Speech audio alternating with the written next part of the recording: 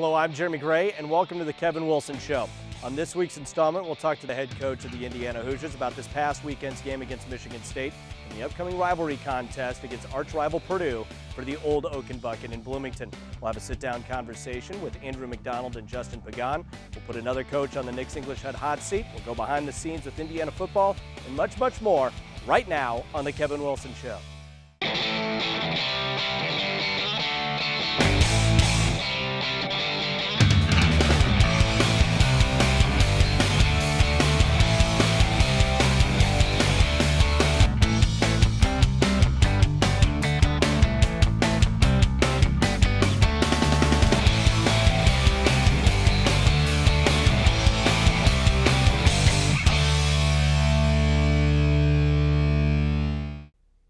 Coach, you took on the Michigan State Spartans, one of the better teams in the country this past weekend. Your thoughts on what transpired last Saturday? Again, difficult outing for us. Michigan State played very well, and of course on our end, not very good on the offensive side. A couple turnovers, one for a score, not a lot of offensive output. Defensively, again, not a good showing. So very, very disappointing and difficult day. All right, now let's take a look at the highlights. Trey Roberson did get off to a good start, getting a quick and early completion. We had a couple of drives going a little bit, but still didn't muster any points. There's a little play-action pass, taking advantage of them loading the box with their backer safeties to Dre Muhammad. I think Dre had 9 catches, but getting drive stalls down. Their first play, inside zone play, pretty good defense right there. So we're closing off the backside with, was that Bobby Richardson and Larry Black, and on that one, a little quick hitch. Nice break up there by Lawrence Burnett, who did a nice job, had a nice start for us and did well. Third down here, really nice pass, pretty good tight coverage. We get called for interference. 3rd and 7, their first drive, competitive play. Kenny Mullen in great shape, doesn't quite get it done. A little blitz off the edge with Greg Eben on the goal line run there for good defense. And again, off tackle play again right there. That's Donnell Jones sticking it up in there. Pretty good defense here. They're on 3rd and 4 from the goal line, running a little pick, flat pass everyone does. Nice job again by Kenny Mullen coming up to hold them out. So hold them to a field goal. Next drive, Stephen Houston, good inside running, getting started. Again, each drive, not a lot of 3 and outs. Here's the second play, a little swing pass, good blocking out in front. Nice job by Kofi, good job by Stephen. Again, getting the ball to midfield, but we bogged down. And a pretty good punt here, despite stalling on offense here, well, giving him bad and that was into the wind too there. So pretty good, a little bit more on the return. Nice tackle by Matt Dooley, our snapper.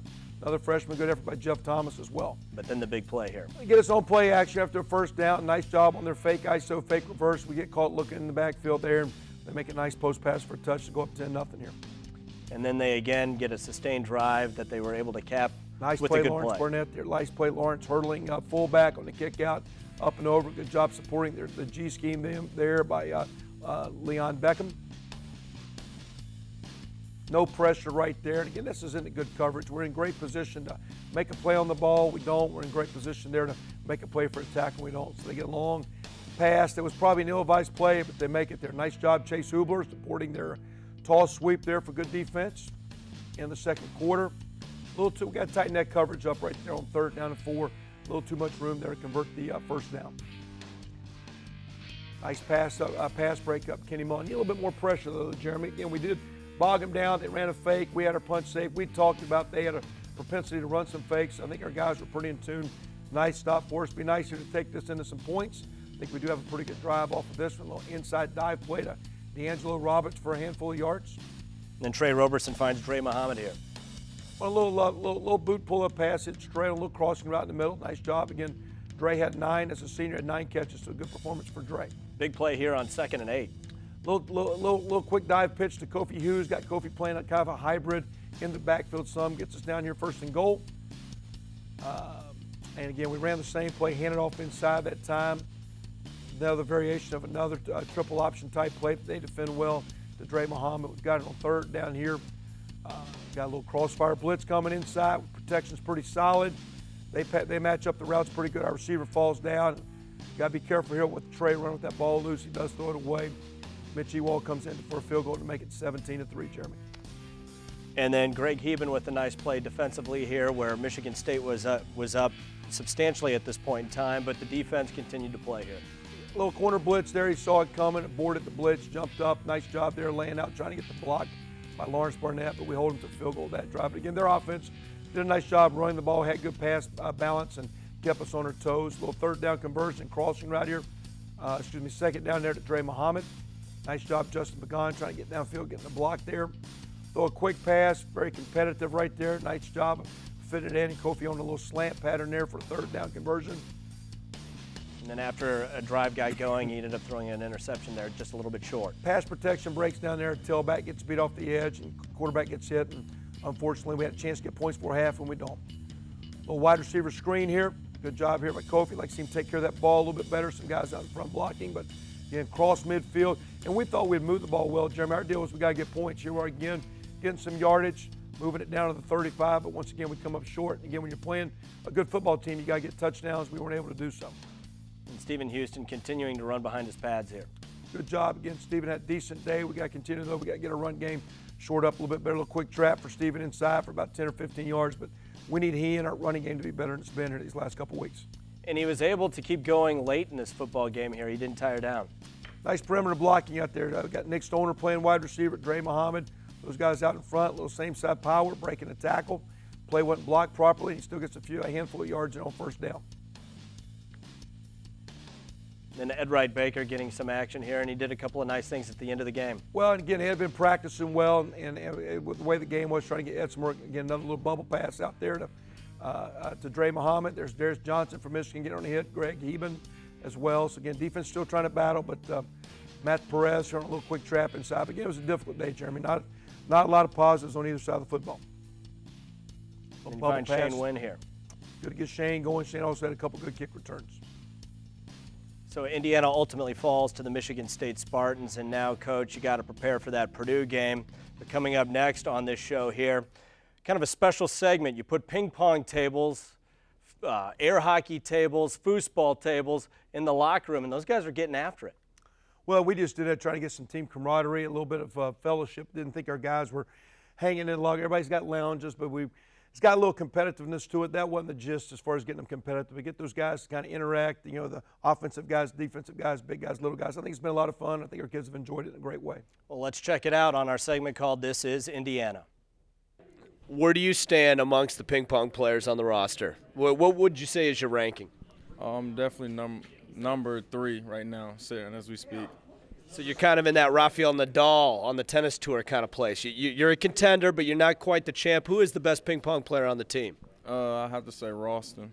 Who is the football team's top 10? Start with number 1 and work your way down. It's a tough call these days. Gonna have to go with Ralston Evans as the number 1 contender going into this week's tournament. Ralston Evans, we've asked no less than 6-7 of your teammates who the best ping pong player is on this football team. And to a man, they say you are the man to beat. What does it feel like to be the Roger Federer of IU football ping pong? I feel like they put me on the pedestal, but it's some good players on the team. Just like they just feel good when they beat me in. It's good since I ain't playing, just come up and beat them down a couple times in some games in here. So, it's fun knowing that I'm the best. Now, I know that there are guys on this team that you can kind of cruise, maybe drink some Gatorade with one hand while playing and beating them, but who do you really have to get focused in order to put down? Who are the true challengers? Who are the Rocky Balboas on this team? Well, I say Kofi Hughes. I kind of call him my protege because he's really the only one that can really beat me in. And David Blackwell, he didn't got after me a couple times.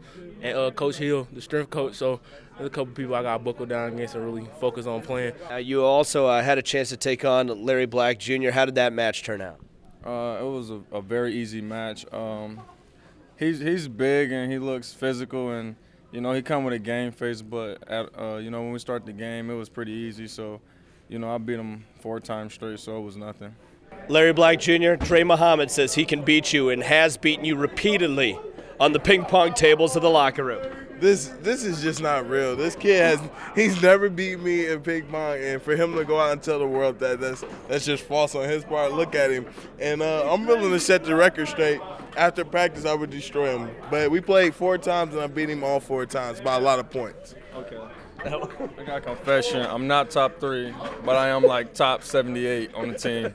So that's the truth. We need to take a commercial break, but when we return, Coach will have a sit-down conversation with Justin Pagan and Andrew McDonald next on The Kevin Wilson Show. Justin Pagan and Andrew McDonald have been stalwarts in the offensive line for the Indiana Hoosiers. Coach, this should be a pretty easy interview for you as you're a former offensive lineman. Now you get to talk to a couple more here. It's always, guys, nice to have the big guys with us. And two of our seniors, Justin, now fourth year. You're finishing up your degree here. What's your major in? Major in criminal justice. Criminal justice. Andrew, fifth year. Yours is in? General studies. General studies. Andrew out of Warren Central up in Indianapolis. Justin out of St. Patrick in Chicago. Mm-hmm. Both been playing offensive tackle, a little bit of offensive guard. Let's talk about playing guard and tackle, Justin, back and forth. How's that been for you this year and during your career? The one difference is you're more in space at tackle, so you got to be a little more athletic, and inside you're more of a grinder, moving people out. How about yourself now playing left tackle? Everybody talks about that. A lot of times matched up against where most people put their best defensive rusher, the left tackle spot. How's the stress and the wares of playing that position each and every week? I mean, I just kind of think I'm going to face the best rusher that the defense, has to place against me. So, I'm pretty used to it as far as that aspect. I actually started 2 years ago at left guard against Iowa, and it's a big difference. Like Justin was saying, you got a little more space to work with out there at tackle, and I like it so far. A little bit different animal too, faster guy coming. Wrapping up your careers now, Coach Fry this year, working with him. Myself, I'm an old line guy, so not by design, but sometimes you got two line coaches because I'll generate a little offensive line rhetoric from time to time. But talk about Coach Fry and working with him this year. Coach Fry's a great guy. He's definitely hard-nosed. He'll get after you, which is what we need, which is good. And he just expects the best out of us and just really pushing us. Justin, your views? I love Coach Fry. Wish he'd have been here longer. He's a great coach. The O-line's going to be really good, really good. As we're wrapping up this week now, we got the rival, Purdue, the bucket game. You guys played integral roles last year as you guys had a great victory and wrapping up the season. Season's been very difficult, frustrating. Great opportunity this week at home with their fans. Talk about the bucket game real quick as we wrap up the season. You as seniors. It's a great way to go out. Last year, sending those guys off with the win the way we did was great, and it's gonna be great when we do it again this week. Yep, you don't even play for yourself. You play for all the alumni before you, and you just got that support behind you, and it's a really exciting time. Well, again, it's their coach. I'd like to say again, appreciate their efforts. Two of our seniors that I think in transition have done a great job buying and investing what we're about. Appreciate their efforts. Look forward to wrapping this week up in a great way. Appreciate what you guys are doing for us. Now, one last time, our very own Candace Houck will put Jeff Sims on the Nick's English Hut hot seat. Welcome back to the hot seat. Today at Nick's English Hut, I'm interviewing Quality Control Director Jeffrey Sims. To the hot seat. You were one of the best junior college coaches in the country. Who were some of your notable players to come out of that program at Fort Scott? Oh, there's been a lot of big names that came through there. Jason Pierre-Paul, who was the first-round draft pick for the New York Giants. Jaquan Williams actually plays with him now. He was a sixth-round draft pick. Dominique Davis, the starting quarterback at East Carolina. He set that NCAA record with 26 completions a couple weeks ago for East Carolina. And then there's Levante David and Jamarcus Hardwick. What's on your iPod? What's on my iPod? That question gets asked every week, and I hear that question to get asked because I'm here. I don't own an iPod. What are your impressions of Indiana so far? Indiana, I grew up in St. Louis, and Indiana is very close to St. Louis, and I really didn't know a lot about Indiana. So when I came here, I really didn't know what to expect, and I honestly think it's one of the best places I've ever been. I don't think there's a better school in the country that you could go to get as quality of education, to create the networking that you can, and have as much fun. It's the only place I've ever been that they can turn anything into a 4-day event. Your wife is getting her PhD. Did she ever draw up any of your diagrams at Fort Scott? No, but I let her. She's player personnel director. She has a good evaluation of our players. When I was at Fort Scott, we'd have our players eat over at the house every Wednesday night. We'd bring 5 guys over and have dinner on Wednesday nights. And she was very good at dealing with the guys and knowing who was focused on doing the right things and moving in the right direction. So her PhD is going to be in anthropology, so she's really good understanding people and their cultures. Why are you excited to be a part of Coach Wilson's program? Most importantly, because he believed in me. And I think when somebody gives you an opportunity and believes that you can do it, I think that's a tremendous responsibility. And Coach Wilson has been successful everywhere he's been. and I would feel very fortunate to have the opportunity to be a part of that, and I have nothing but belief in our program. We need to take a break, but when we come back, we'll talk to Coach about the upcoming game against the arch rival Purdue Boilermakers on the Kevin Wilson Show. Welcome back, Coach. It's a big week. Purdue, the Old Oaken Bucket. I've heard you say a couple of times that the biggest game that you ever remember being involved with was a rivalry game that you played in high school. Talk about the meaning of rivalry games. Well, I think we're lucky to have one. There's dynamics that I think maybe there's some institutions just by geographics and whatnot never have had a chance to have a true rival. So to have an interstate rival traditionally now for decades and eons, and for families and friends and communities to kind of to buck up against each other in every sport is unique. And I think we're very blessed to have a great rival in Purdue and look forward to the challenge this week. You've coached in a lot of rivalry games at different schools. We were talking just moments ago about Miami of Ohio against Cincinnati, and then you move on to Northwestern and they played Illinois. At Oklahoma, it was both Nebraska and Texas. How important are rivalry games, and how do you get a team prepared for one? Well, I mean, to me, the exciting thing to me is the week. And if you're doing it right, it's not the game, but the excitement of the week, the buildup of the week. And, of course, it's a little unusual this year now getting into a Thanksgiving mode over the Thanksgiving break, which is a little bit new. But, again, in recent schedules, I'm kind of used to that format. I think we're lucky to have a chance on Thanksgiving. We'll give our kids the afternoon off where our local guys can hook up with their families. Some families coming in town, a lot to be thankful for. And even though we've had a disappointing year, a great education at a great school, great time playing a great sport together. And again, we're thankful for the opportunity of going against Purdue. So with it being Thanksgiving, the exciting thing about the rival, other than just the tradition of playing the rival to me, was the week. The prep of Monday, the prep of Tuesday, all the little nuances that go on with making that a unique atmosphere come game day. Is there ever a concern that maybe players are going to get a little too amped up for a game like that, not treating it like just any other game? Yeah, but to me, again, at the end of the year, and of course, we're at a time where our season's been very difficult and frustrating. So I don't know if I'm worried about our guys getting too amped up about anything. I want to be as excited as they can, and that'll be my job this week. How can we go through to push the right buttons, to touch on some things, to bring the energy that we need in practice to prepare that way to have the outcome we need come Saturday. What have you seen on film of Purdue so far? Yeah, they've had, they're sitting 5-6 with an opportunity to be a bowl eligible team. 3 Big Ten wins, against Ohio State, against Illinois and Minnesota. Played very competitive, maybe a game or two got away. Good skill set. They're playing with a lot of energy. A couple quarterbacks, each bring a little different to the table as they play. But when they've taken care of the ball, collectively, defense and offense, they've packaged themselves together and played very good football. Every day when you walk to work, to your office, you walk by the Old Oaken Bucket, and it'd be kind of nice to do it for another 365 days. Well, it'll be good. It's going to be a tremendous challenge, Jeremy. But again, that's one of the unique things about this rivalry is there is a special something goes with it, a true trophy that you're fighting for. And again, we look forward to the week, look forward to the challenge, and so we can put our best foot forward and keep the bucket here in Bloomington. Welcome back. It's time to go behind the scenes with Indiana football and talk to Assistant Athletic Director and de facto IU football historian Kit Klingelhofer about the history of the Old Oaken Bucket. Kit, looking back on the Old Oaken Bucket game, are there a couple of games over the many-year history of this event that particularly stick out to you as an IU fan and historian? Well, of course, 1967, greatest bucket game of all time from an Indiana perspective. The interesting thing about that year, Jeremy,